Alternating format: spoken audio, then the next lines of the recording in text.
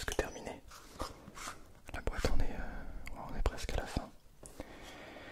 Et bien sûr, comme à chaque fois, chaque année, je fais un petit récapitulatif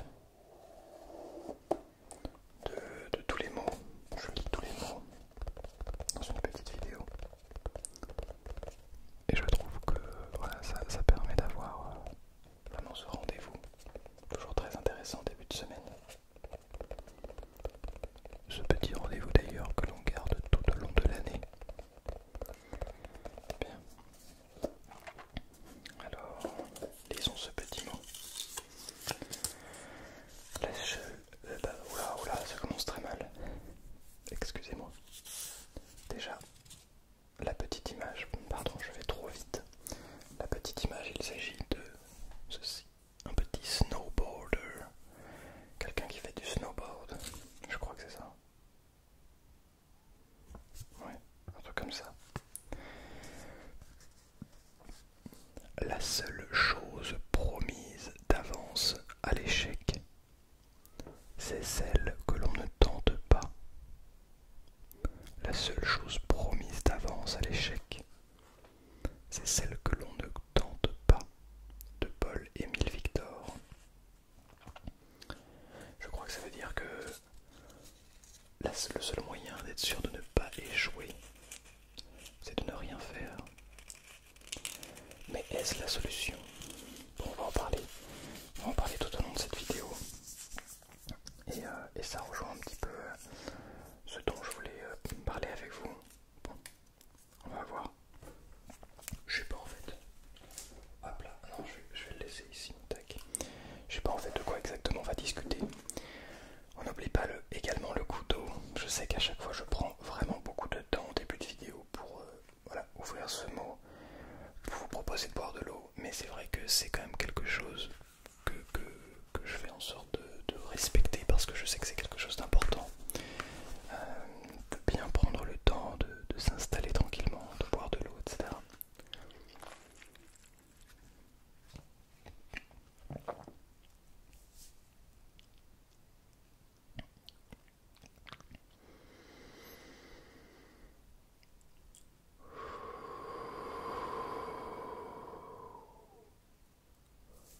Et le bâillement, bien sûr. Si vous souhaitez pailler, allez-y. Ne vous gênez pas, vous inquiétez pas. Personne ne vous jugera. Alors, je voulais refaire cette vidéo où je parle de moins en moins parce que c'est une vidéo qui m'a été demandée. Bon, il y a quelqu'un qui m'a renvoyé un commentaire sur la précédente vidéo de ce type. Parce qu'il y en a une autre d'ailleurs. Je vous mettrai la vidéo à la fin. À la fin de cette vidéo, vous aurez le petit là sur la vidéo pour redirigeant vers l'autre vidéo où je parle de moins en moins. Et donc l'idée en fait, l'idée de ce concept, c'est vraiment de s'installer tranquillement et au début de la vidéo de parler, de prendre le temps pour déballer un petit peu tout ce que l'on veut dire, pour vraiment essayer de prendre nos pensées et de les reconcentrer vers quelque chose, vers ce qu'il y a peut-être d'important pour nous, ou peut-être au contraire justement d'éviter que les pensées s'éparpillent un petit peu partout et de revenir les recentrer vers un sujet précis, celui dont on va parler dans cette vidéo. Oh, excusez-moi. Pardon. Excusez-moi. Et voilà, et donc l'idée c'était petit à petit de parler de moins en moins, de laisser de plus en plus de temps de pause que je ne ferai pas pour le moment, mais que je ferai de plus en plus dans cette vidéo, avant de voilà réellement ne plus parler et ne plus laisser la place qu'au silence et qu'à la relaxation et à cette détente qu'on est venu chercher ici.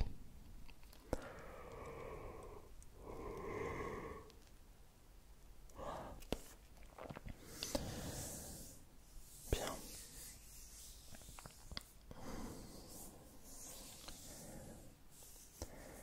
J'essaie d'écouter un petit peu de plus en plus de podcasts, des interviews, des choses comme ça, de personnes, de différentes personnes d'ailleurs,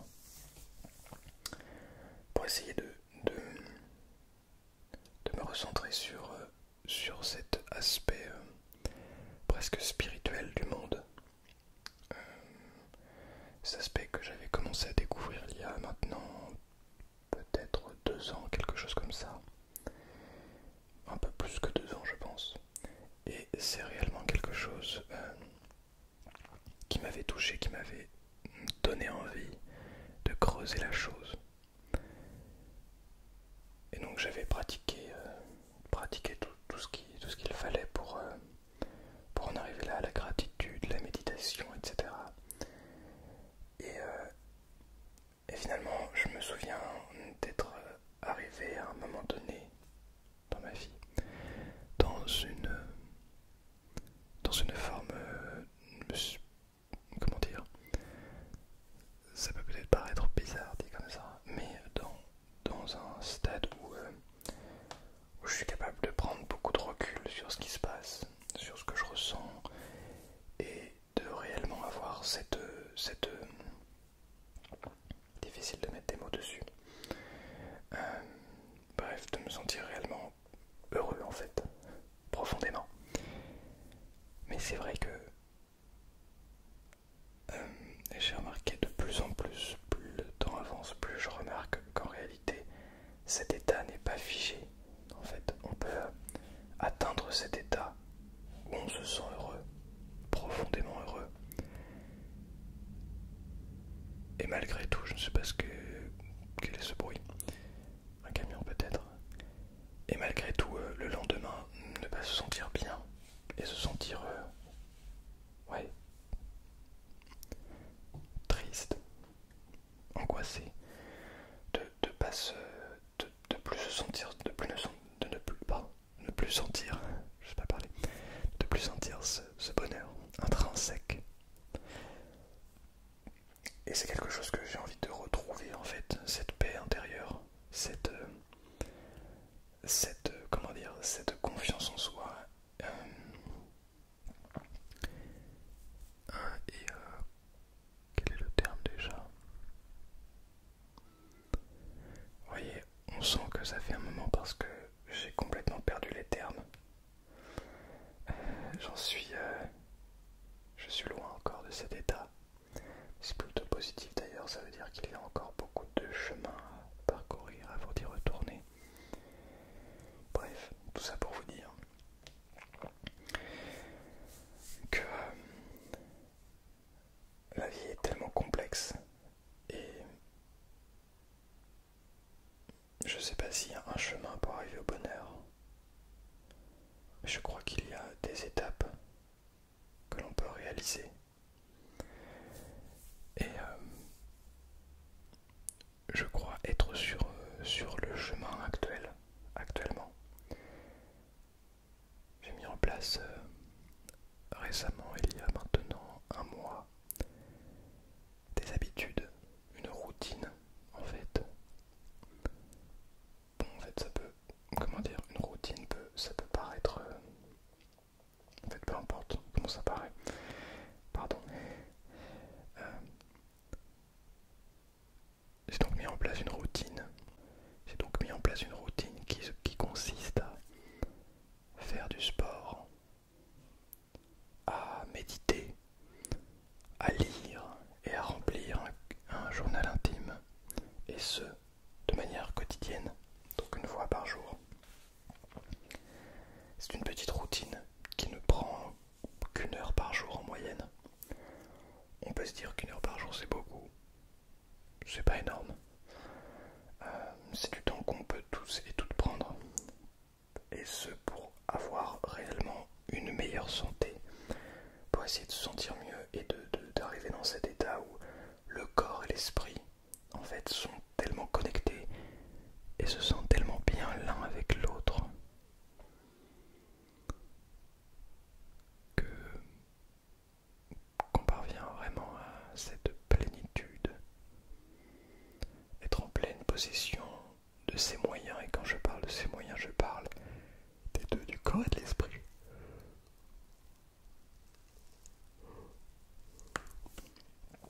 C'est réellement quelque chose de puissant, de très puissant.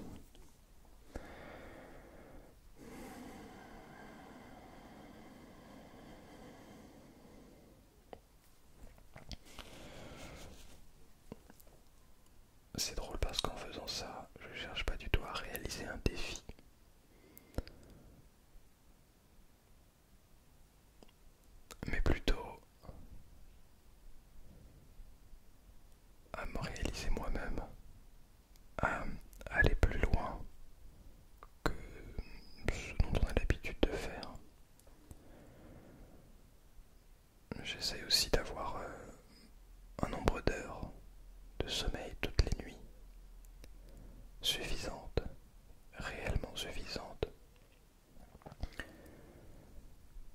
Ce qui n'empêche pas de bailler, bien sûr. Mais en tout cas, de pouvoir se sentir réellement reposé. Et ça a un impact absolument considérable sur les performances quotidiennes. Depuis donc que j'ai lancé cette routine, donc ça doit faire peut-être ouais, un mois, quelque chose comme ça. Je me sens tellement plus efficace, tellement plus serein en fait au quotidien. Après avoir fait une nuit complète, c'est incroyable les bienfaits. Et de nouveau, c'est là où c'est intéressant, c'est que ce n'est pas parce que j'ai fait une nuit complète que physiquement, mentalement ça va, qu'il n'y a aucun problème. Et c'est là où c'est parfois un petit peu étrange. En fait, j'ai l'impression que le monde, c'est assez difficile à expliquer, mais c'est rempli de problèmes, rempli de choses mauvaises. Mais c'est tellement plus simple de voir les choses mauvaises que les belles choses, qu'en réalité, peut-être que les choses mauvaises, ce ne sera que 20% de notre vie, que les moments de doute, de peur, de colère, ce sera que 20% de notre vie, et que la majorité du temps, on se sentira bien.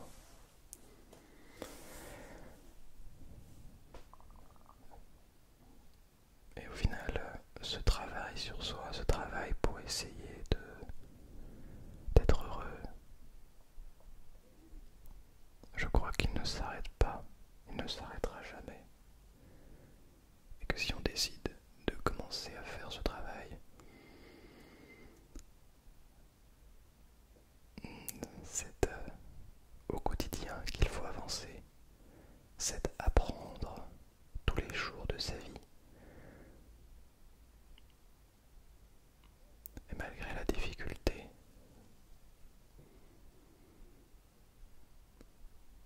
qui parfois nous empêche d'avancer, je crois qu'il faut continuer à y croire, à faire les actions pour.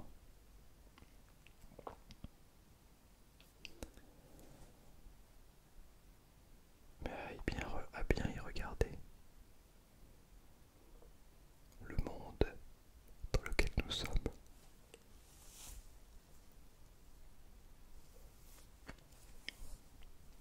Est vraiment beau.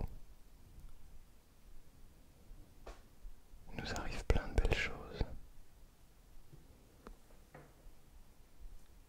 tout au long de notre vie. Sommes-nous seulement capables, au quotidien, de remarquer toutes ces belles choses?